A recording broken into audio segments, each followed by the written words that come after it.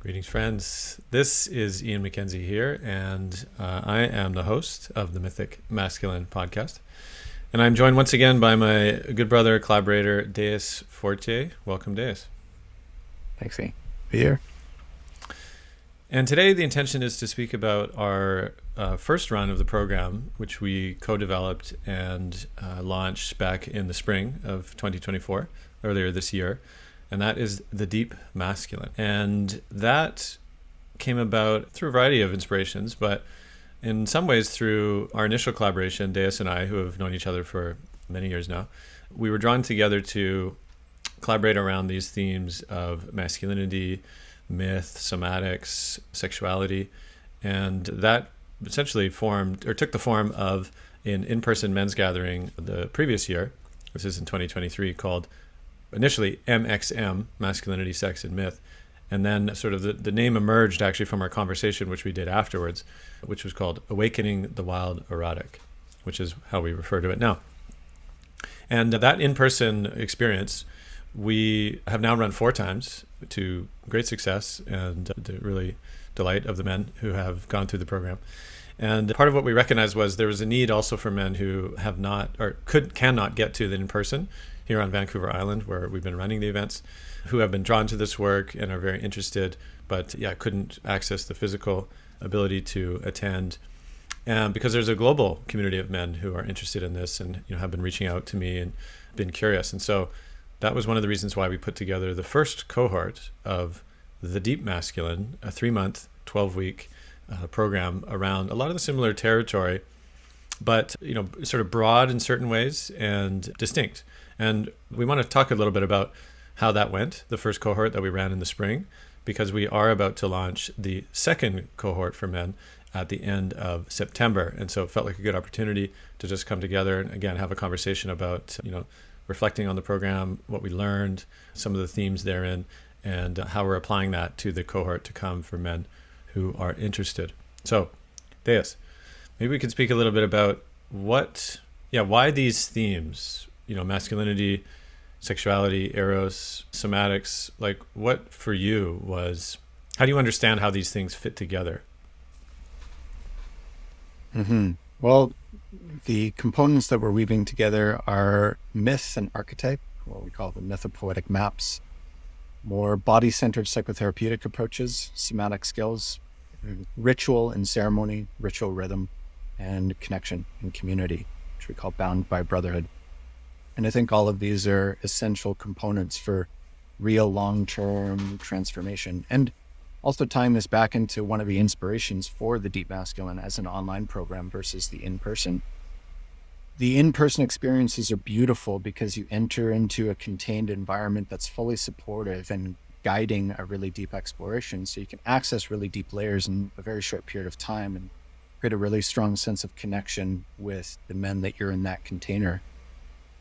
But as soon as you transition out of that container, it's like being inside of a bubble, and that bubble bursts and you have to go back out into your world in an environment that is not necessarily supportive of those same frameworks and might actually be in conflict with it. So that the integration is quite challenging and often leads men to long for more community so that they can keep their finger on the pulse of this type of work and continue moving forward, because there's so many layers to this territory. And so we wanted to create an experience where men could actually go through many layers together with more sustained contact and support that's integrated into their day-to-day life. So that was one of the components of this. And as we dive into this territory, once you start going into an exploration of the erotic and the sexual, you come into contact with a lot of shadow material, a lot of trauma or unprocessed life experiences. And the myth and the archetype territory gives us a map, a shared language through which all of us can relate, but each of us has a unique personal relationship with. This is the value of story. We can all listen to the same story, but we'll be impacted by different parts of it. We're drawn to or have an aversion towards different characters. So we have a personal relationship with the story, and yet it's the same territory that all of us are exploring. So that's really valuable, to have a shared language, a shared framework. And then as we dive into the explorations of that, because the map is not the territory, once you start actually going into the territory, you're brought deeply into your own inner world. And as we start uncovering the shadow, it's important to develop some somatic skills, some therapeutic processing tools. And that's really amplified and supported by approaching all of these investigations in a ritual fashion, recognizing the significance of what it is that you're doing, keeping that in heart, keeping that in mind, learning how to approach all of these things from a place of intention. And that's very challenging to do on your own because it's not necessarily supported by our culture or our regular environments. And so having that community connection, that support from the guides, from the facilitators, but also the connection with the other men who are walking the same path as you to share their struggles and wins and successes and insights and questions is essential. As far as I'm concerned, I think that's the biggest wound that we're carrying in our society, is feeling so disconnected from ourselves, from each other, and from nature. And so that piece, that community piece, that connection piece is what actually roots everything and makes it meaningful, gives it meaning that you're not walking this alone. And it also opens up the opportunity to go deeper because we get to learn from each other's experiences. And when one man shares something vulnerable, it gives everyone else the permission to do the same. It cracks something open in all of us so that we can go to these deeper layers together and build a sense of trust and safety around it. So I think these components are all necessary for going as deeply as possible into this space and feeling connected while we do so. Well, this is helpful to, I think, also take a step back even further for a moment and frame like the overall intention of the journey. And the way that we frame it is to repattern your relationship to sex, passion, and purpose. And the reason why these ingredients come together, I think, in a meaningful way is because, again, like you said, a lot of men suffer from disconnection, from, I would say, overall a sense of lostness, right? Where to actually like put our energy, what's worth doing, particularly in a time actually of great, climate and global catastrophe and confusion. And so drawing upon the lineage of the mythopoetic men's movement, as I've steeped in the last decade or so, that we're drawing from things like, of course, Iron John by Robert Bly, as well as the text King, Warrior, Magician, Lover from Douglas Judd and Robert Moore, that initially gave this at least a 4-quadrant map of these main archetypes of masculinity that allowed for one, I think, a real bloom of interest by men in this kind of work. In the early 90s, I've heard lots of stories from that generation that men would gather by the legions in gyms across the country and community halls and churches, and it was like quite a thing, right? And somewhat went underground after about a decade, as any movement can kind of lose steam and ends up needing to do its own soul work. Before, I think it was Me Too that really catalyzed, again, another reckoning for, you could call it like the archetypal forces of the feminine and the masculine, represented by Me Too as this surgence of women saying no more, no more trespass, no more misuse of power over, of sort of toxicity around predatorship around sexuality and women as a whole. And so there was this bit of a throwdown to men saying, what are you going to do about it? And so that, I think, also provoked a resurgence, not just from the mythopoetic men's, latest iterations, but from others as well. And I look to this as I bring in ingredients also into this collaboration. And I think it's important to name the two main archetypes that are sort of at the forefront within this deep masculine inquiry are first inspired by Bly from his book Iron John. And there's a passage actually that I found that I'd love to read, which is around the wild man. And so the wild man as an archetype within the masculine psyche is somewhat of the primordial bedrock in a way, and exemplified by the figure of the wild man who's at the bottom of the pond in the story Iron John, of which you can find online, and I've had podcast episodes around it. But in this quote, Bly is referencing the wild man and the importance for modern men who have largely been domesticated to make contact again with this primordial force, which we'll unpack in a second. But he says, the wild man, who is the male energy that has not been wounded or domesticated, holds the key to a man's soul. He is the part of a man that is fierce, protective, and deeply connected to the earth and the primal instincts. When we tap into this energy, we access what is deep and true in the masculine. And I wonder, actually, before I even move on, what stirs in you when you hear that, knowing now about the work that we've done and why that feels so important to touch this place?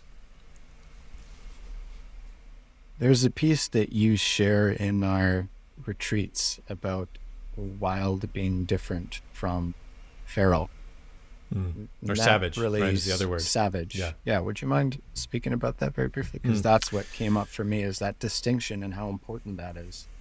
Yeah, absolutely. So Bly also makes a discernment between this idea of what he calls the savage man, which is often when somebody might think wild. Of course, that is our association. Typically, when something wild, it means uncontrollable, like uncertain, dangerous, right?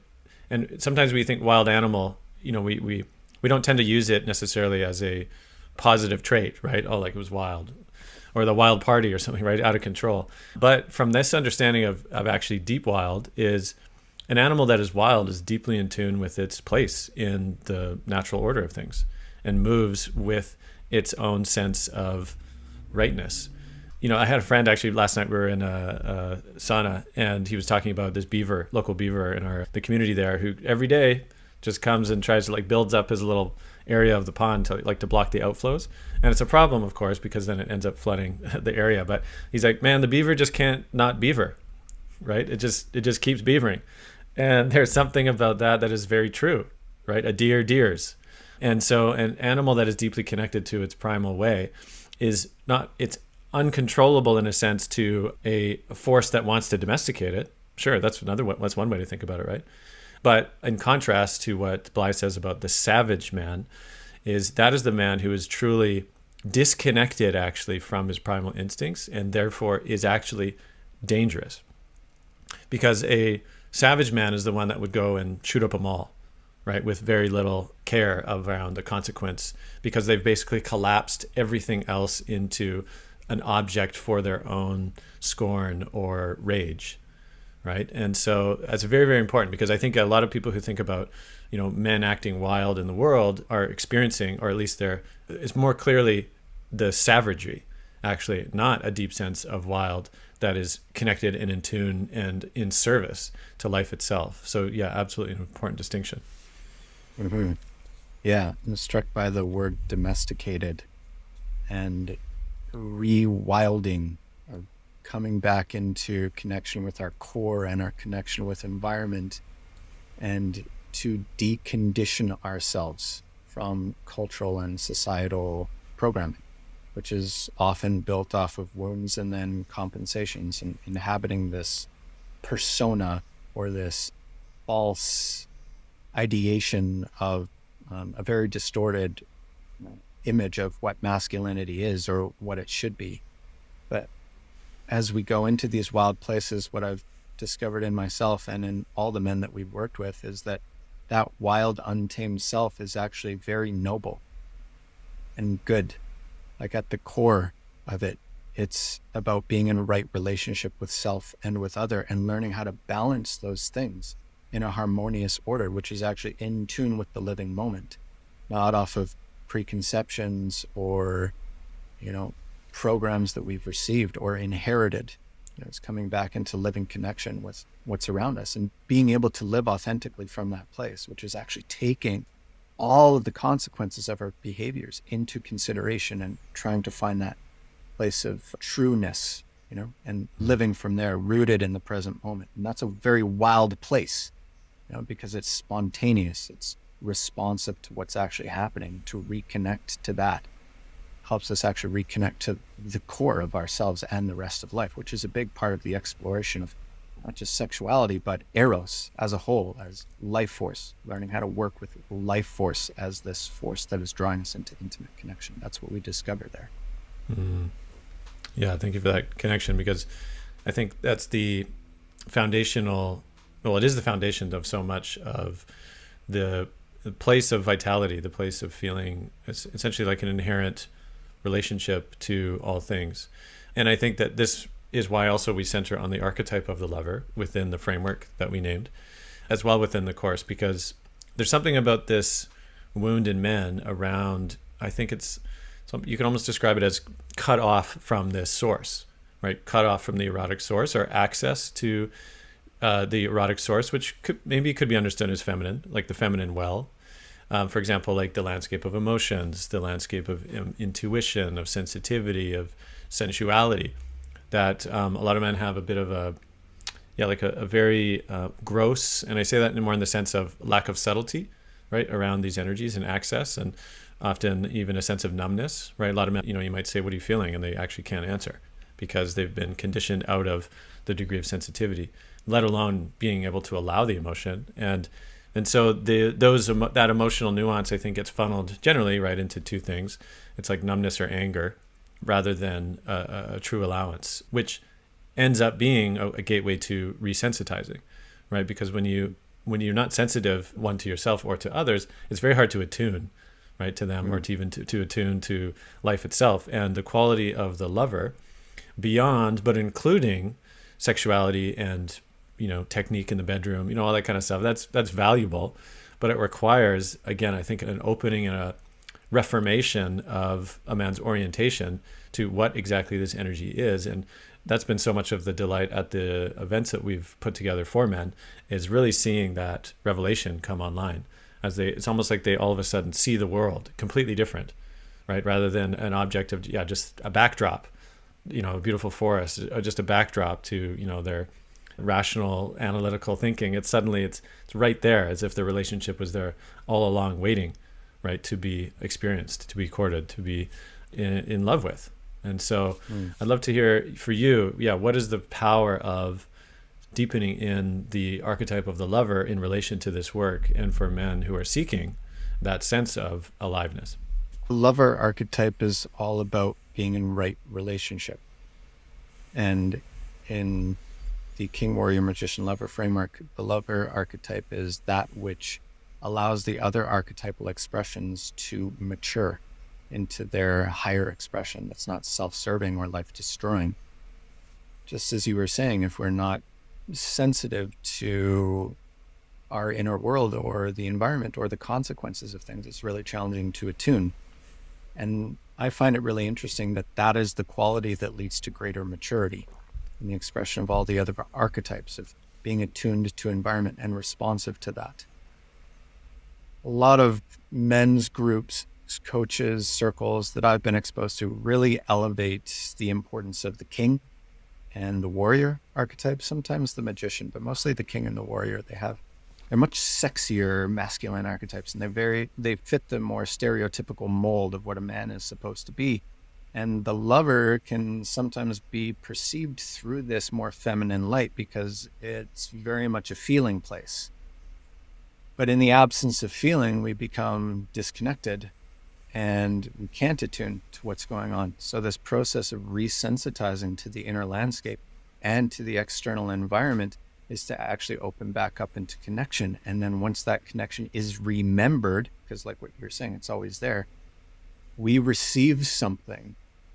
We receive something when we feel a living, breathing connection with the people around us and the environment that we're in. And that is only accessible if we can access feelings, deep feelings, both intensity and subtlety. So part of this retraining or remembering process is relearning the language of feeling and the incredible power and wisdom that is held there. That it's not just these random explosions of energy, that there's actually intelligence embedded within our physical sensations and our emotions, that if we learn to listen and if we learn how to interpret those signals in an intelligent way, we realize that we're actually guided. We can be guided by a force that transcends our mental understanding. And this is, traditionally the territory of the feminine, that feeling place. And by accessing that feeling landscape within us, it actually grants us wisdom, which is more of an archetypal masculine quality. They work hand in hand. And if we don't go into that territory, if we focus just on willpower and following through on our commitments and tasks, we're actually just playing right into the very thing that's creating all of the distortion and disruption and chaos in our systems and in the world. So It feels like the access point to the deeper layers that everyone's accessing, but it requires a reframe on what it means to be a man and what masculinity even is, that it can actually include a heightened sensitivity on a feeling level, and that can actually empower every other aspect of you. Mm. That's beautiful. And I think one of the key areas that we also go through within the 12-week journey is looking at sexual shadow, right? Or shadow work in general, as well as addiction, infidelity, qualities that are territory that, again, is often quite taboo and not talked about within most men's circles that I've seen or been a part of. And yet there's something really powerful in particular about integrating shadow elements, and in some ways that those become the key to deeper revelation. And I'd love for you to maybe just sketch a little bit of shadow work, right, for the listener who may not be, again, it can sound vaguely negative, obviously, but what is your understanding of shadow work within the context of the deep masculine journey, and why it's important in these same themes that we've been naming? Mm-hmm. One thing I'll clarify right out of the gate is shadow does not mean bad, evil, disgusting things, the things that we judge to be bad or wrong. The shadow is the territory of our being that we don't allow ourselves to access. And that can include things like pleasure or excitement, emotional vulnerability across the entire range, desire, boundaries, like the ability to access those things can be in the shadow. So just a brief kind of synopsis of it is, when we are young, we are taught how we are allowed to be and how we're not allowed to be. And we're taught that through punishment and pain and the withdrawal of love, or reward and validation and the expression of love. And so we're taught that certain feelings, certain expressions, certain aspects of ourselves are tolerated and some are not. And to a child, the withdrawal of love feels like death. Because if your parents don't love you, the people who are responsible for taking care of you, the nervous system of the child literally interprets that as death. So this is a life or death thing for us as children. And so we contort ourselves to start to amplify the qualities that we've been taught are appropriate, are allowed, and we start to shed away the qualities that are not allowed. And then we build a whole identity on top of that, and that becomes our persona. And then all the aspects that we can't access are relegated into the shadow, and then they find shadow expressions, because you can't actually kill a part of yourself. You can't get rid of a part of yourself. It just keeps taking on new, destructive, distorted expressions to try to reclaim existence within your consciousness, within your life. And so going into the shadow means to turn and look at the things that we have avoided or pushed away or turned away from or judged within ourselves, and to actually welcome them back into the fold. And we have to grieve what is ours to grieve in that process. But as those parts become reintegrated, then we have access to that territory, and we can consciously engage in a way that is life affirming and consensual. This can even go in the sexual territory. This is where you go into things like conscious kink, where you actually identify what your hidden desires are, the territory of fantasy, and you explore them. Like, where are they coming from? What are they exactly? And you start inquiring about where those come from and learning how to express those in healthy ways, and figure out different containers or ways of approaching where you can consensually explore, where nobody is going to be harmed and nobody needs to do anything that they don't want to do. And there's a whole skill set that goes along with that. But that's one of the practical applications of shadow work. It's reintegrating the parts that we've shut away, learning how to inhabit them consciously, and to embody them in a way that actually serves and supports life. And in the absence of that, those shadow expressions will find violent ways of expressing. And then we'll try to deny it. Try to deny that we're doing something, like manipulating somebody for our own sexual pleasure. We'll deny that. But if we realize that, there's a part of me that wants to do that, then you can consciously engage in that game of teasing, of flirting. And if you receive feedback from the environment that that's not actually welcome, you can accept that without becoming defensive or shutting down, because That's an integrated part of you now. It's not something that you've been caught doing. You're not in danger. The charge kind of lessens, and you're able to live from that integrated place. So this is applicable to every territory of life. As far as I'm concerned, this is what healing is, quote unquote. It's actually reintegrating the shadow and learning how to live more consciously. And in the absence of that, you get violence and destruction in a whole bunch of ways. Thank you for that. And of course, I'm thinking of the Carl Jung quote. He says, "I'd rather be whole than good." And I think that a lot of men struggle, myself included, in the past, of this very construct, right? What does it mean to be good? And often that meant distancing, casting aside, or repressing aspects that, were deemed less good or shadowy. And I think part of the deep work of reclaiming these parts and bringing them back in doesn't mean they run the show. I think it actually reveals, the deeper insights that were present and how these patterns developed and why. And I think a tremendous amount of energy can come through that integration, right? A tremendous amount of vitality can then come online. And then the task becomes how to wield it well, whether it is in relationship, in erotic, exploration, and in life itself.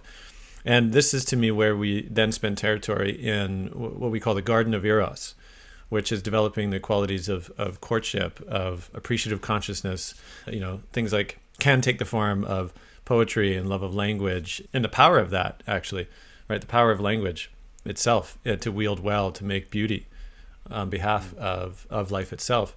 These, to me, are the deep qualities of the lover archetype coming online. And I think men have a particular role to play within this landscape, which allows for a deeper sense of versatility, I think, between this flow between, you could call it the masculine and the feminine, that allows for, again, this deeper sense of right relationship and trust to develop, not just between men and women, but also amongst men as well, right? To develop the capacity to be in deep solidarity and shared endeavor, shared, Pat McCabe, wonderful Indigenous grandmother who I've interviewed on the podcast and somewhat provided the very frame of the whole endeavor under the mythic masculine, but it's to realign masculinity with thriving life. That we do have the particular opportunity to be architects of the dream itself. And when we can come online, when we can liberate energy, when we can connect with that deep masculine sense of purpose and vitality, and then put that in service to the more beautiful world, that's a beautiful vision to live into. And so we did run the first program back in the spring, and felt like to great success, and learned a few things along the way. That was an explicit sort of initial cohort to see how we would put this material together and how the men would respond. And we've gotten great feedback from the men. One in particular reoccurrence was maybe a little too much material in the program. So we've decided to dial it back a little bit just to give it a little more space to really integrate with the men as they go through this 12-week journey. And also we're planning on, I think, creating a bit more of a way for the men to connect with each other. We have these small group pods for the men to integrate and practice together. We want to spend a bit more time in allowing that, because that can be extremely valuable for men to feel like they're part of a kind of accountability pod, right, as you go about this work, and alongside, of course, our group sessions, which were really beautiful to work together with the men. But anything else too that you found, that you either enjoyed or that you also felt like there was clear feedback on that we want to incorporate in the next round? The main thing was too much content. It's a delicate balance. It's one of the values of an online program such as this is that it's meant to be integrated in your day-to-day life. So you're not going into the self-contained bubble. You can actually apply it in your current environment, and it's meant for that. That's actually where you get the value of everything that you're implementing. But the challenge there is that you have to implement all of these new things, amidst all of your existing responsibilities and schedule and things like that. So it's a delicate balance of seeding enough so that these really lush, vibrant landscapes can grow without overwhelming. And that was the main piece that I got from the first run through. And then also, like what you were saying, streamlining how the men can connect and stay connected and go deeper with each other, not just on the group calls that we're facilitating, but also in their own time, how to create so many new opportunities to engage around the world. This last program, we had men from all over the world, Australia, UK, Central America, East Coast, West Coast. And to have that tangible sense of a global community was one of my favorite parts of the entire journey, that we're all in this together, and it doesn't even matter where you come from. There's this shared language, this shared experience that all of us have on some level. And I think that is the salve of the deepest wound that a lot of us are carrying, is that sense of connection. So that's the most important part of the program for me personally, is fostering that sense of connection amongst the men. And, it's a tricky thing to do that online, on screens, but there are ways to do it. And it really has to do with invitations to share from and to receive through the heart.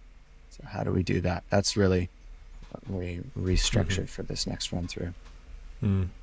Yeah. And I feel like we are bringing together, it's worth saying, like, at least on my end, a decade of immersion into the mythosomatic or mythopoetic territory, as well as my time in the community of Tamara, Radical Eco Village in Portugal, other mentors and teachers, as well as you've been on quite a journey this last decade or so as well, into deep territory, and bringing back the gold from all of these realms into this unique combination.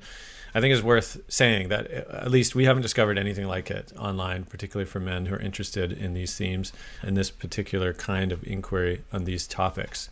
So if this calls to you as a man, you are invited to apply, because even the application process itself is already beginning the journey. It's already asking questions of deep reflection. And just that alone actually is a valuable process, whether or not you join the program, to even go through the application. But if it calls to you, please feel invited. We begin the next cohort in late September.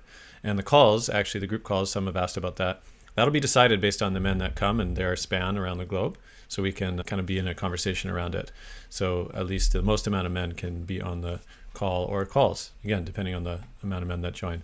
Otherwise, you'll have access to the recordings, as other men have as well, so they are able to stay connected within the group. And it's a beautiful journey. So please feel welcome.